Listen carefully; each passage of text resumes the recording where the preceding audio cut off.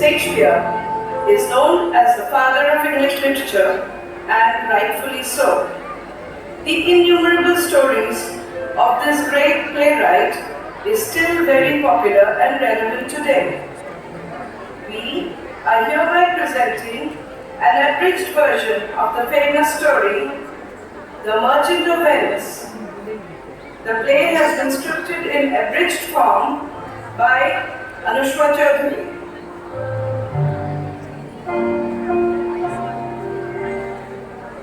There was once a very rich businessman in Venice, Italy, called Antonio.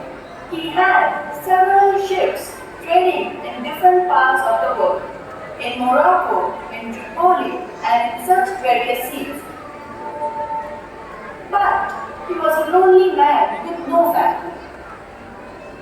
Antonio had a very dear friend, Bassanio, and he was very fond of him. Antonio loved Bassanio more than anyone else in the world. Bassanio was much younger than Antonio, and Antonio cared for him like a younger brother. He provided for Bassanio's youthful demands and needs. Bassanio was a young brash spendthrift who had wasted all his own fortunes just so that he maintained a respectable position in his Venetian society. Bassanio, a typical lover boy, wanted to regain his last familiar fortunes by marrying the beautiful Portia, a wealthy, intelligent heiress of Venice, a neighboring city. Portia was a beautiful heiress who had inherited her father's wealth. Bassanio needs about 3,000 ducats, which is a lot of money, go to propose to Portia in London and participate in the casket contest. Antonio doesn't have the money, as his wealth is distributed in ships at sea. So he needs to borrow a huge amount of money from another moneylender.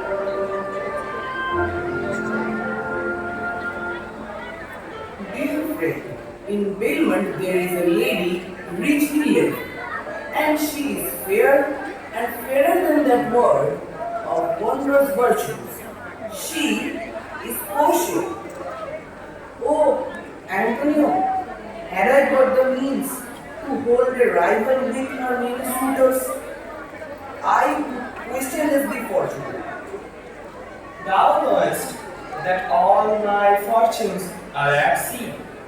Neither have I money nor commodity to raise the present sum. Let me go to Venice and see what my name, my fame, and credit can do to borrow money from.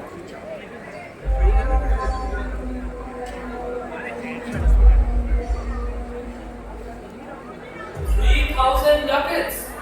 Well, Aye, sir, for 3 months, for 3 months.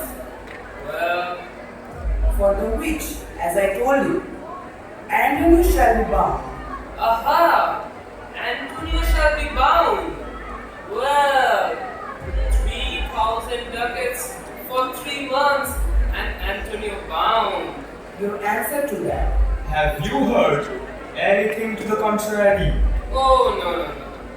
My meaning in saying he is a good man is to have you understand me that he is sufficient, but his means are uncertain right now. One ship in Tripolis, another to the Indies, a third upon the Rialto, another in Mexico, and another in England. He has squandered his wealth all abroad. But ships are but boats of timber, and sailors but men. There is the nature of waters, winds, and rocks at sea. However, the man is sufficient. 3,000 ducats. I think I should take his bond.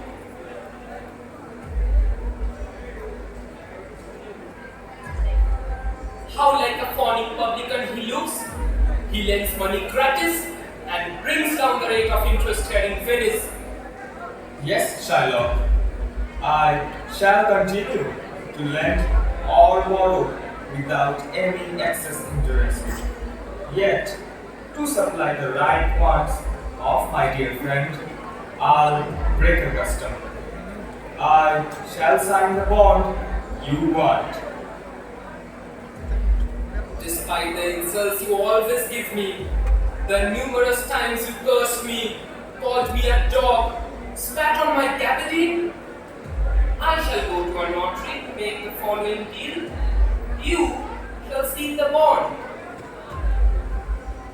In Mary's court, if you do not on such and such day, if you do not repay me such sum or sums as is placed in the condition, let the forfeited give me an equal pound of your fair flesh to be cut off and taken from whichever part of your body that pleaseth me. You shall not steal any such bond for me. I would rather dwell in my necessity. Why? Fear not, man. I shall never have to give this penalty. Within 2 months, before the bond expires, my ships shall return, and I shall repay him 3 times the value of his bond. Yes, Shylock, I will seal his bond. I do not like the fair terms and the villain's mind. Let's do the reality, Shylock, and seal the bond.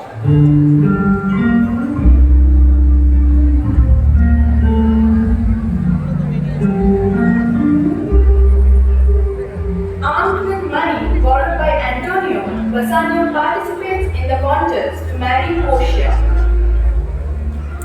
Portia's father had devised a special contest among suitors who wanted to marry his daughter. He wrote special messages in 3 caskets made of gold, silver, and lead. The lucky suitor would have to choose the correct casket. Bassanio is the lucky suitor and he chose the correct casket. He proposes to fair Portia and they get married.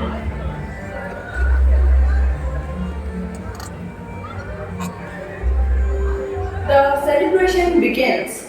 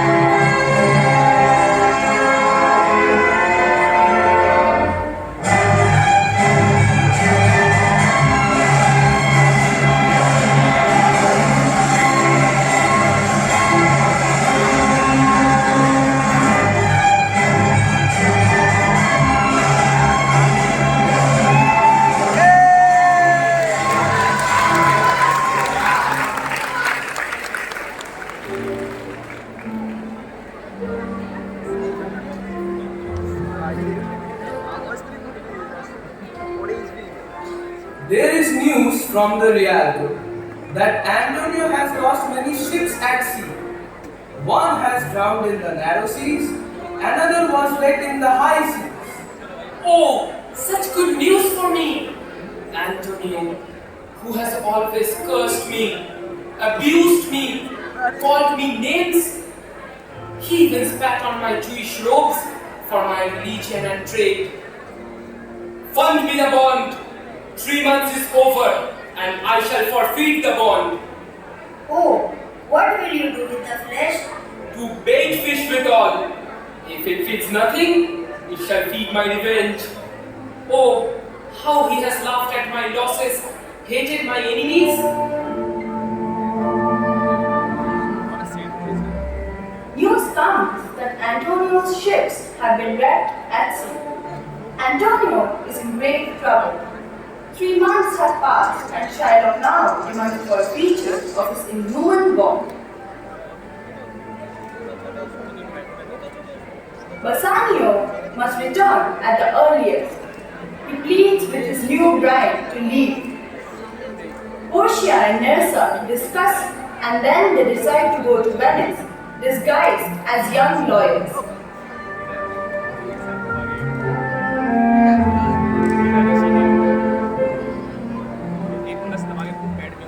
Is the accused Antonio in court? Yes, my lord. Here I am. I am sorry, Signor Antonio. I tried to make the Jew see sense, but he refuses to listen. Thank you, my lord. The Jew hates me and will take his revenge with my pound of flesh. Have you not money to return to the Jew? Go on and call upon the Jew into the court. He is ready at the door. He comes, my lord.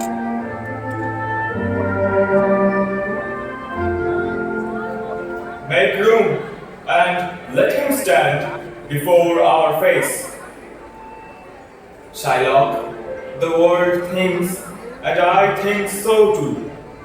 At this last hour of malice, it is thought you will show some mercy and remorse than such apparent cruelty. We all expect a gentle answer, Jew. I have always respected your holy Sabbath. I have sworn to nothing but to have the due and forfeit of my bond. You ask me why I would rather have a pound of this man's flesh than receive 3,000 ducats? Well, it is my humor, if you please. I shall only have the forfeit of my bond. Do all men kill the things they do not love? Is there any man who will not kill the thing he hates? I pray to you, Shylock, spare me my life and take the money Bassanio offers. No, nothing. Only the bond. Is it wrong to ask for my bond? For your 3,000 ducats, here is 6,000. Take it and show mercy. I shall not touch your money. I only want my bond. What judgment do I read to ignore of? I await the presence of a learned lawyer from Bellario in Padua to argue this case. Two gentlemen await your presence, my lord.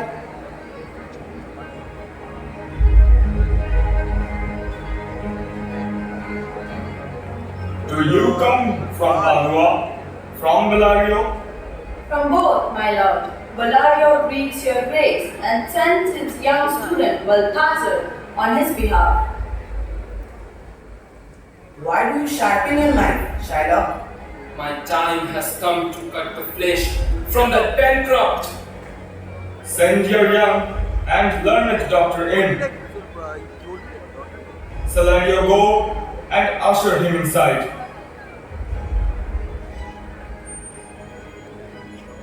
My warm welcome, young doctor of law. Are you aware of the details of this case?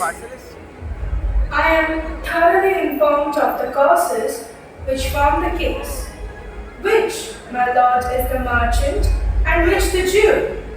Antonio and Shylock, both come forth. Is your name Shylock? Shylock is my name. Of strange nature is the bond you pursue. But in such rule that the law of Venice cannot deny you your bond, Shylock. Are you aware of the dangers it brings to you? Do you confess to the bond, Sire Antonio? Yes, I do. I signed the bond willingly. Then the Jew must be merciful. On what compulsion must I? Tell me that. The quality of mercy is not strained. It drops like gentle rain from heaven above upon the earth below. It is twice blessed. It is blessed by the giver and the one that takes it. It is the power of God from heaven to show mercy. We do pray for mercy for this gentleman.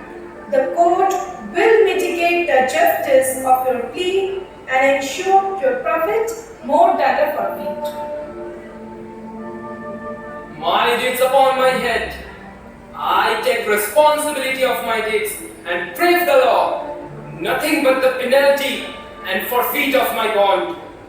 Is he not able to repay the amount? I tender him 10 times the amount, but he refuses. I request you, sire, to trust the law and save my friend. Kindly do a great crime, do a little will.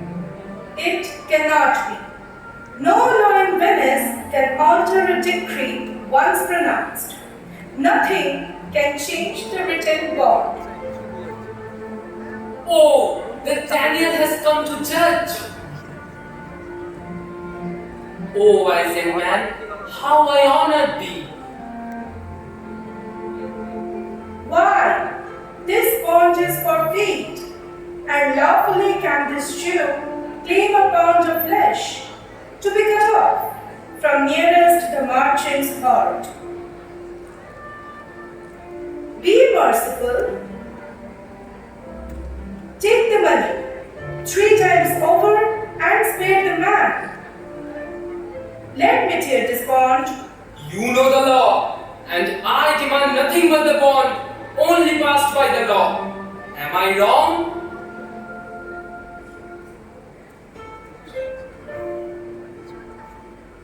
Well then, Antonio, sir, prepare yourself for his knife. Bid goodbye to all who care.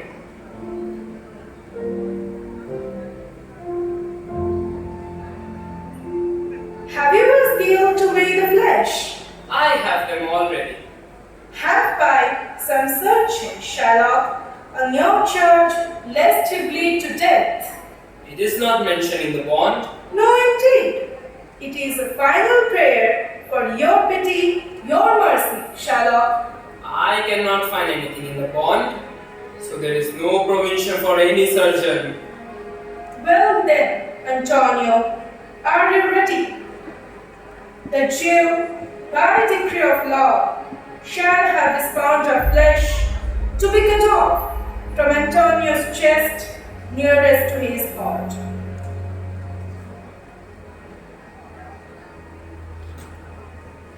The law allows it and the court permits it.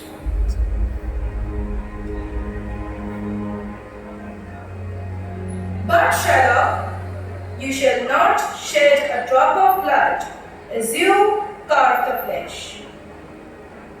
It is not mentioned in the bond.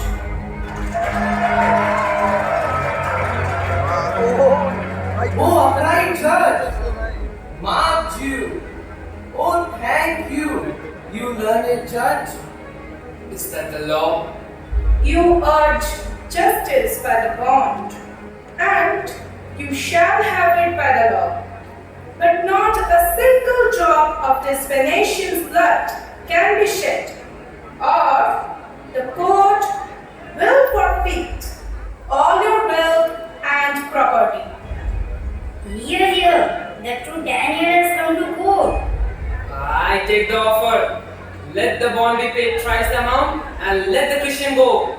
Here's the money. Soft, gentleman, no haste. He shall have none but the penalty. He hath shown cruelty for revenge, conspiring to murder and kill another human being. Hence, he shall bear penalty by Venetian law. All his goods and property shall be confiscated. Just give me my principal amount and let me go. You refused it earlier before the court, and so you shall merely have justice and your bond. You have demanded this at your own danger, Jew. Let the devil have him. I'll stay no longer. Stop, Jew, wait.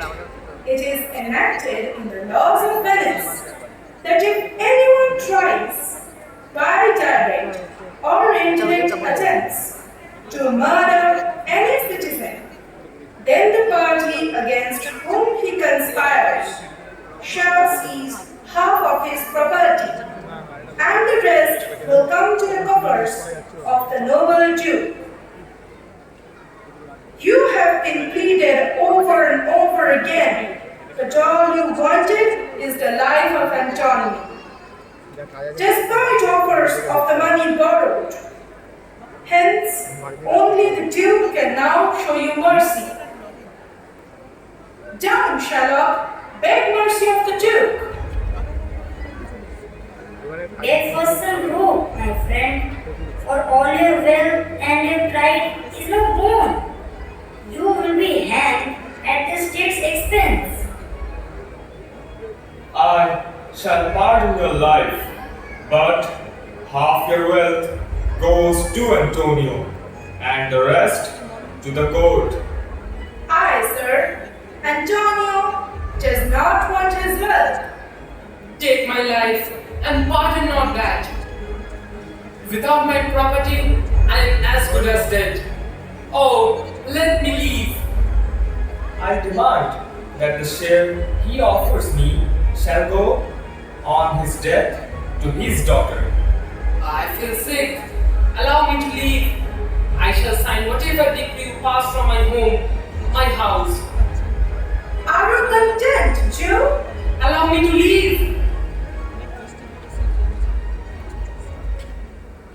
Gratify this gentleman, Antonio. You are much bound to him than me. Most worthy gentlemen, my friend and I are ever grateful for your wise counsel. We have given up all hope. I shall remain indebted to you. He is well paid, who is well satisfied. I am happy that the case has been resolved. I shall now take your leave. Come, assistant.